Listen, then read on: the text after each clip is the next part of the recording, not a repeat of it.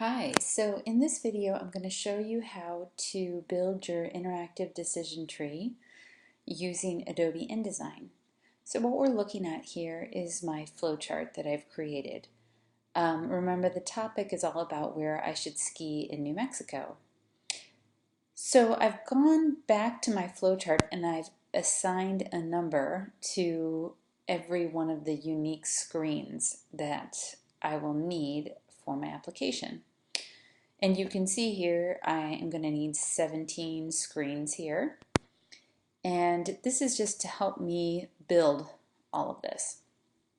So I've started building my application, and I'm actually going to give you a pared down version of my files that I've created so that you can use it to build your application on. I've created about half my pages, so I will show you what that looks like in Adobe InDesign. Okay, here's my decision tree application. And you can see here, I need 17 pages, right? Because that's what was on my flowchart, okay? And you'll notice that I colored some of the boxes slightly differently.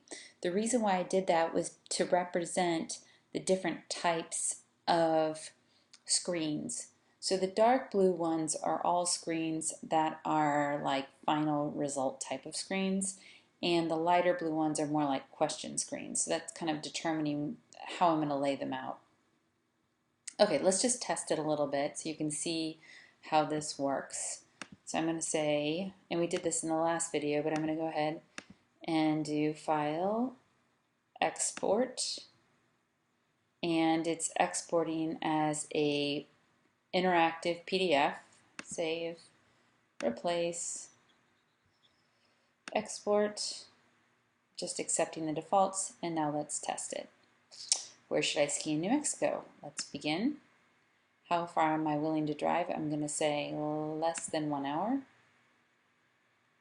Oh, and the only result I have is Sandia Peak. Okay, so let's try it again. I'll go back to the first screen. Where should I ski in New Mexico? Begin 1 to 2 hours.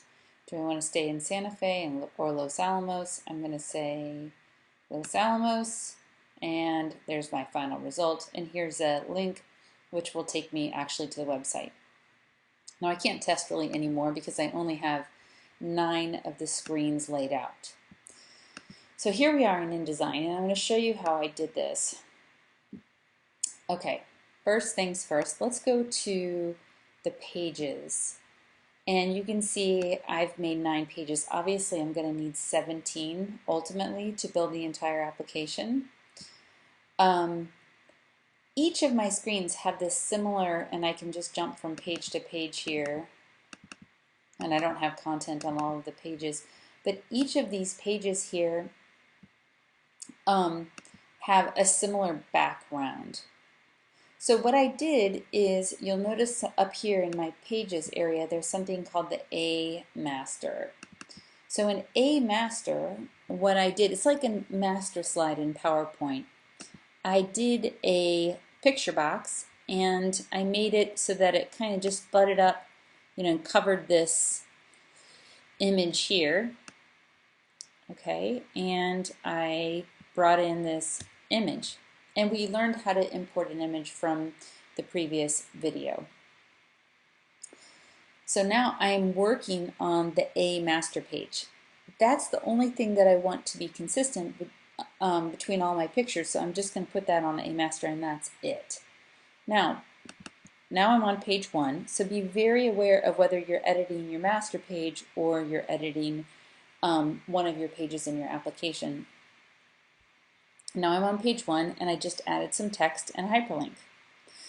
Okay, so we need to finish this application. Let's go and look at what we need to do next. I've only built to I've built some of these pages. Let's go build slide 9, Are You on a Tight Budget? And this is going to be really similar to slide 4 in layout. So I'm going to go to InDesign, go to my pages, and I'm going to take slide 4. And do you see how they all have A applied to them? This means that the A master template is applied to each of these slides or screens, so that I'm going to get that nice pretty blue background in each one. So I'm going to create, well, I've already actually set up slide 5 here. And remember, I said it's going to be similar to slide 4. And just to refresh my memory, slide 5 should say, are you on a tight budget? Okay. And then I need that'll, yes will go to slide 10 and no will go to slide 11. Okay, got it. Okay, so slide 5 here. I'm going to just go to slide 4 first and take all of these things. I'm going to copy them, go to slide 5, and say edit, place, and change the question to say, are you on a tight budget? And I don't like the hyphenation there, so I can just select my paragraph and in my paragraph palette say don't hyphenate. No thanks. Okay. Are you on a tight? And I might change the graphic here. Yeah, I just put these little icons in here. Maybe something like a big dollar sign or something like that. I don't know. Are you on a tight budget? And the answers, these are links. So I'm going to change one to yes and the other one to no. Okay, now remember, yes is going to go to slide 10 and no is going to go to slide 11. If I try to select this and go to my hyperlinks and say, I want to make a new hyperlink out of this, that will go to another page and say, this is going to go to 10. Okay. It's not going to let me do that because I haven't built page 10. Bummer. So we'll go back and let's create another page. And now it's put in page 10.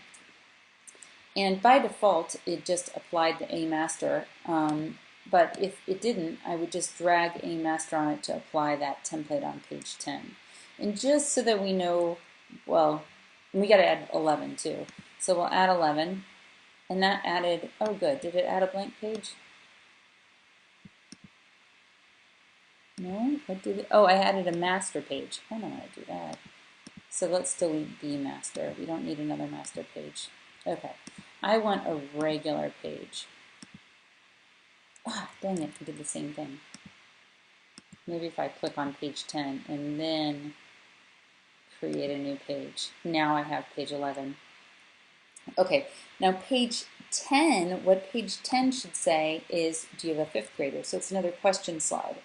So let's go back and we could just say, edit, paste in place, do you have a fifth grader? And again, I don't want it to wrap. We'll select the paragraph and no hyphenation. And then there are two answers here. The two responses here are no and yes, which will go to 12 and 13. Let's just go ahead and put no and yes there and we'll code them later. But now we have slide 10 done. Slide 11, oh shoot, I put the content on the wrong slide. I'm on slide 11. We want this to be on slide 10. So let's cut it out of slide 11 and paste it on slide 10. Okay, so slide 10 is good, slide 11 is blank. On slide 11, we have a question. What type of skier are you? Okay, so we'll do paste in place again. Edit, paste in place, and we'll say, what type of skier are you? And then the two answers I think are beginner and advanced intermediate, but I can look that up later. Remember, I just wanted to get content on slides 10 and 11 so I could test my slide 5. Okay, well, my text box is not large enough, so we'll just drag that down, and I don't, again, like the hyphenation, so. And now I've got this really awkward leading, that's the space between lines. So if I go to my character palette, I lost my character palette. If I go to my character palette, I can decrease that leading. Oh, I gotta select it first. decrease the letting. Okay. All right, again, purpose is testing slide 5. So let's go back to slide 5, and remember the yes is going to take me to slide 10, and the no is going to take me to slide 11. And that's just because I arbitrarily assigned it like this. Yes, 10, no, 11.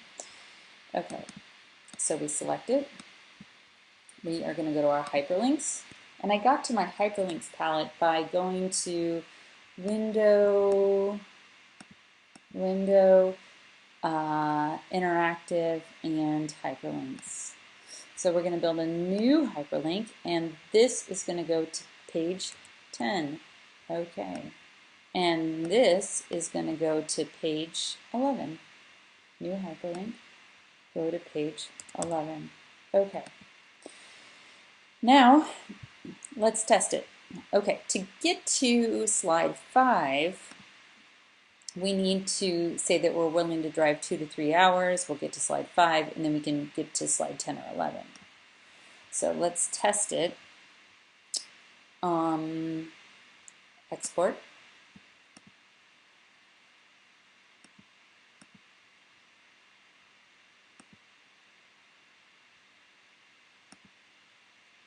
Okay. Okay. Here we go. We're going to say we want to go 2 to 3 hours. Are you on a tight budget? Yes. Do you have a 5th grader? So we're on slide 10, and we can just test it right there.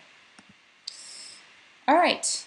So now I would just repeat this process to make my slides 10 and 11, because those are question slides as well. But when I am making a results slide, I want my results slides to look a little bit different. So we can look at slide 3 or 7 or 8 to see the results slides or screens that I've built. So if we go to 3, this is a results slide. And a nice thing to do after you show the results, if people don't like what you're showing them, is say, let's try again, and you take them back to the beginning. So on all of our results slides, what I could do is, what did I do there?